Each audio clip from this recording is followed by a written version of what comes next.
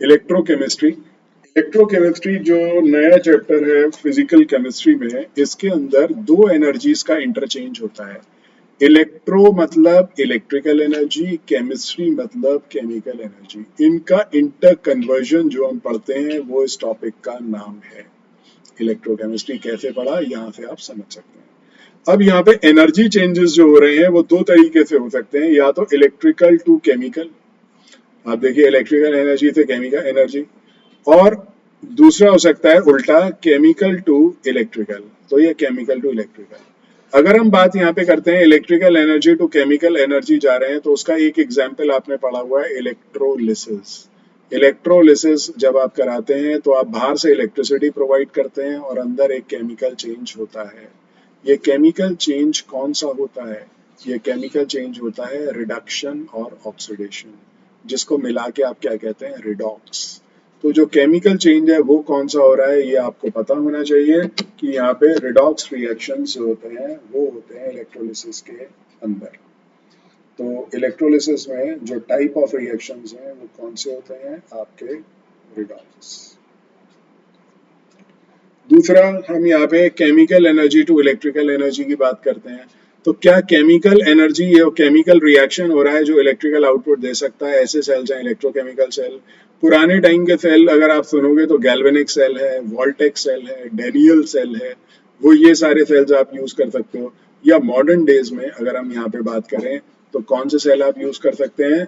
जैसे मोबाइल की, मोबाइल के अंदर जो बैटरी है वो भी लगातार केमिकल चेंज अंदर हो रहा है और उससे हमें इलेक्ट्रिकल आउटपुट मिल रहा है। लैपटॉप की बैटरीज हैं, और ये सब चीजें जो हैं ये आपके इलेक्ट्रोकेमिकल सेल्स में आते हैं। इवन इन्वर्टर बैटरीज, जब हम यहाँ से electrical to chemical energy convert करते हैं इलेक्ट्रोलिसिस में, तो हम डिपेंडेंट हैं बाहर की इलेक्ट्रिकल सप्लाई पे। और इलेक्ट्रिकल सप्लाई जो बाहर से हमें मिल रही है, इसका मतलब प्रोसेस क्या हो जाएगी? Non spontaneous.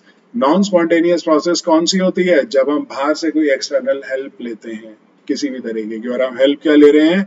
Electrical energy.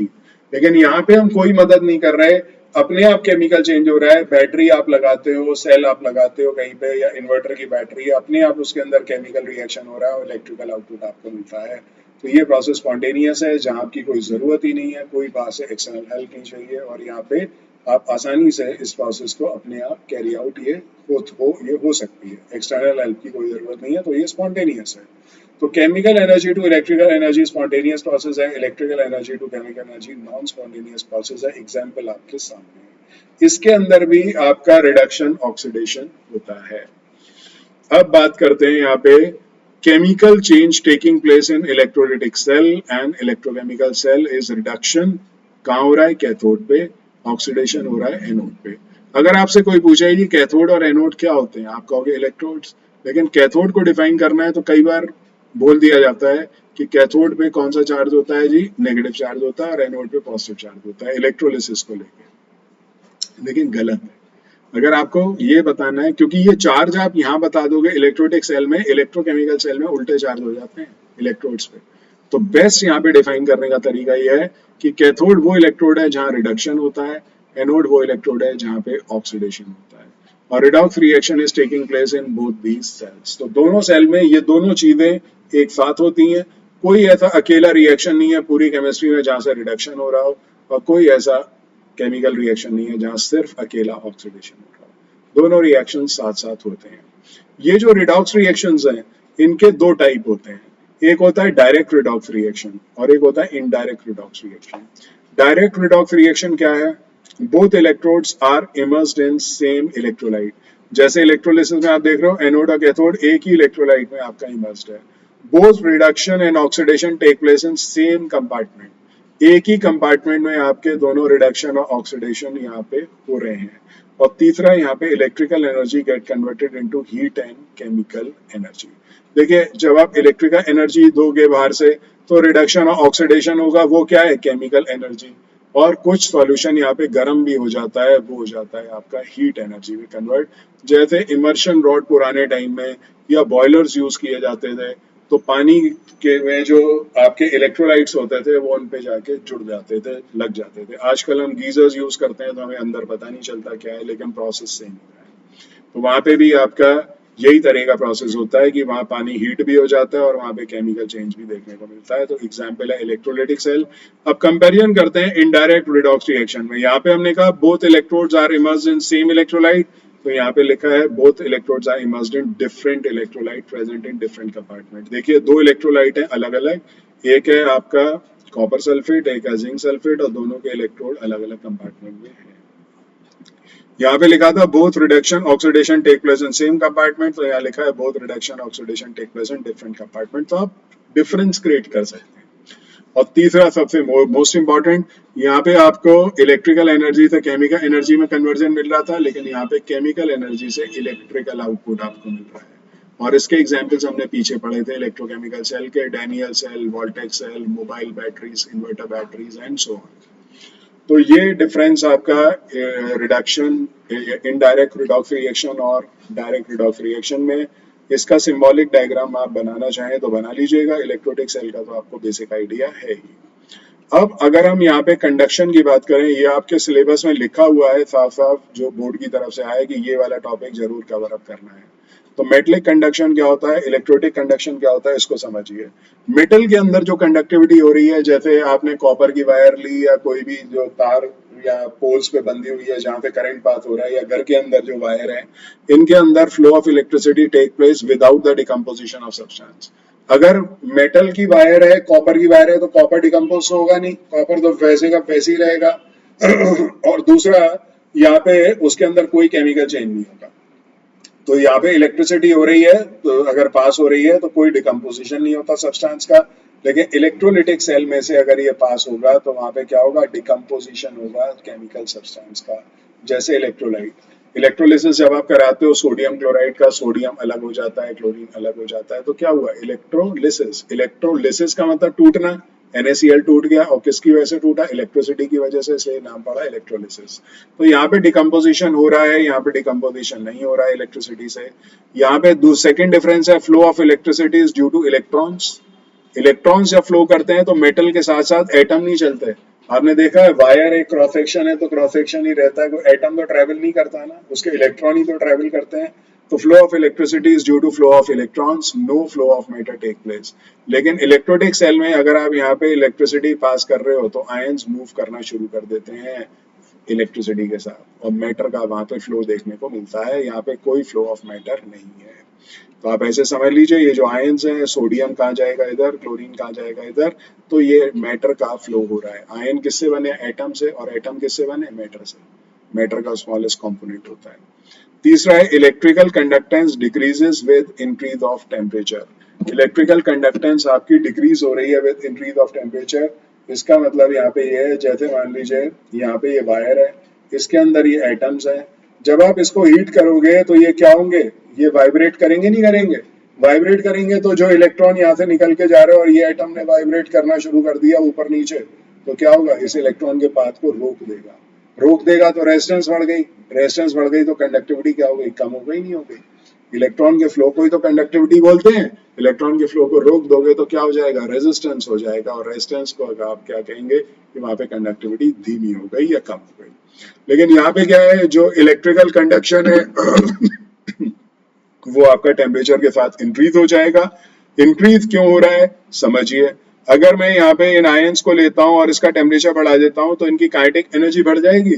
ये कैथोड पे जो चार्ज है, नेगेटिव चार्ज, वो तो सोडियम को अपनी तरफ खींच रहा है, लेकिन काइनेटिक एनर्जी बढ़ने की वजह से और तेजी से भाग जाएगा और सर्किट जल्दी कंप्लीट हो जाएगा। तो इलेक्ट्रोलाइट्स की कंडक्टिविटी टेम्परेचर के साथ बढ़ती है और मेटल की कंडक्टिविटी कम होती है। क्लियर है। अब आते हैं इलेक्ट्रोलिसिस पे। इलेक्ट्रोलिसिस के मैंने यहाँ पे कोई ऐसा पॉइंट नहीं समझाया है, सारी चीजें आपको पता है। मैंने जो भी पॉइंट यहाँ लिए हैं वो सारे के सारे यहाँ पे किसी ना किसी क्वेश्चन के आंसर हैं, समझिए। इलेक्ट्रोलिसिस में ये जो चैम्बर है आप समझते हैं, ऐसे वोल्टामीटर कहते हैं। इसके अंदर एक कैथोड है, एक एनोड है, और यहाँ पे कैटाइन और एनाइन यहाँ पे इधर डिस्चार्ज हो रहे हैं, और ये इलेक्ट्रोलाइट है। और बाहर एक बैटरी लगी हुई है जिसमें डायरेक्ट करंट, ये ध्यान रखना इलेक्ट्रोलिसिस में डायरेक्ट करंट यूज होता है, AC यूज नहीं होता। अगर आप ऑल्टरनेटिंग करंट यूज करेंगे तो कभी इलेक्ट्रोलिसिस होगा ही नहीं। इलेक्ट्रोलिसिस AC जो करंट है वो सिर्फ यूज किया जाता है कंडक्टिविटी निकालने के लिए, लेकिन इलेक्ट्रोलिसिस के लिए डायरेक्ट करंट यूज होता है।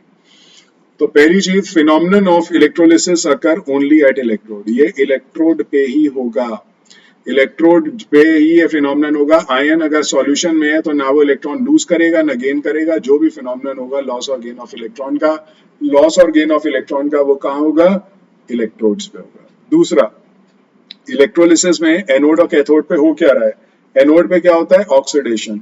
Now what do you mean by oxidation, oxidation से क्या मतलब है आपका, बताइए। तो ऑक्सीडेशन का मतलब है लॉस ऑफ इलेक्ट्रॉन, और रिडक्शन का मतलब है gain of electron, gain of electron. तो ऑक्सीडेशन कहाँ हो रहा है, एनोड पे होता है, और रिडक्शन कहाँ होता है, कैथोड पे होता है। और एनोड पे क्या जाएगा, एनाइन जाएगा, और कैथोड पे क्या जाएगा, कैटाइन जाएगा। ये प्रोसेस एक तो आपको पता होना चाहिए कि लॉस और गेन ऑफ इलेक्ट्रॉन को मैंने समझाया है। लॉस ऑफ इलेक्ट्रॉन को क्या बोलते हैं, डी इलेक्ट्रोनेशन। तो अब आपको क्वेश्चंस में अगर वो ऑक्सीडेशन टर्म ना यूज करके आपको कह दिया कि डी इलेक्ट्रोनेशन हो रहा है, तो इसका मतलब आप क्या समझेंगे, ऑक्सीडेशन। अब ये टर्मिनोलॉजी ऑक्सीडेशन रिडक्शन की बजाय ये भी आपको दे सकते हैं। और इलेक्ट्रोनेशन का मतलब है गेन ऑफ इलेक्ट्रॉन, और वो क्या होता है, रिडक्शन। तो ये रिडक्शन और ऑक्सीडेशन के दो डिफरेंट नाम, इसको आपको ध्यान में रखना है। Electric current flows from anode to cathode outside the electrolyte and vice versa. देखिए मैंने इनसाइड में नहीं लिखा, मैंने उल्टा लिखा है, क्योंकि आप एक चीज याद करो, आउटसाइड द सर्किट में करंट पॉजिटिव टू नेगेटिव चलता है। पॉजिटिव क्या है यहाँ पे, एनोड, और नेगेटिव क्या है, कैथोड। इसीलिए मैंने यहाँ पे से लिखा है कि ये आपका एनोड टू कैथोड आपका चलता है आउटसाइड द सर्किट। और इंटरनली पूछे तो ठीक इसका उल्टा कर देना, ठीक है। एनोड टू कैथोड की जगह आप कहाँ चलेगा, कैथोड टू एनोड। क्लियर है। इन केस ऑफ टू और मोर आयंस, अगर कैटाइन आपके प्रेजेंट है सॉल्यूशन के अंदर, तो आपका वहां पे क्या होगा, लीस्ट एक्टिव आयन सबसे पहले डिस्चार्ज होगा एट द रिस्पेक्टिव इलेक्ट्रोड। अब समझिए, इसी सॉल्यूशन में यहाँ पे दो आयन है, एक सोडियम का एक जिंक का है, कौन पहले जाएगा, या यहाँ पे एक आपका एल्यूमिनियम है और एक आपका यहाँ पे लेड है, तो कौन पहले जाएगा, ये कैसे डिसाइड करें। इसको डिसाइड करने का तरीका है, least active ion will be discharge first. इसको मैं समझाता हूँ ऐसा क्यों। ऐसा इसलिए है क्योंकि ये क्या है, रिएक्टिविटी सीरीज मैंने आपको लिख के दी है। ये रिएक्टिविटी सीरीज आपने 10th में याद की होगी, पोटेशियम, फिर आप तो सोडियम लिखते थे, लेकिन पहले कैल्शियम आता है, सोडियम बाद में आता है। ये करेक्शन है 12th में, 11th-12th में, यही सही सीरीज है, जिसको आगे मैं जस्टिफाई भी करूंगा ऐसा क्यों है। तो पोटेशियम के बाद calcium, sodium, magnesium, aluminium, zinc और लेड। अगर आप यहाँ पे अक्रॉस आ रिएक्टिविटी सीरीज चलते हैं तो टेंडेंसी टू लूज इलेक्ट्रॉन क्या हो रही है, डिक्रीज। क्योंकि लूज सबसे ज्यादा तेज इलेक्ट्रॉन कौन करेगा, पोटेशियम, फिर कैल्शियम। तो ऐसे जब आप मूव करोगे तो टेंडेंसी टू लूज इलेक्ट्रॉन क्या हो रही है, डिक्रीज, और टेंडेंसी टू गेन इलेक्ट्रॉन क्या हो रही है आपकी, इंक्रीज।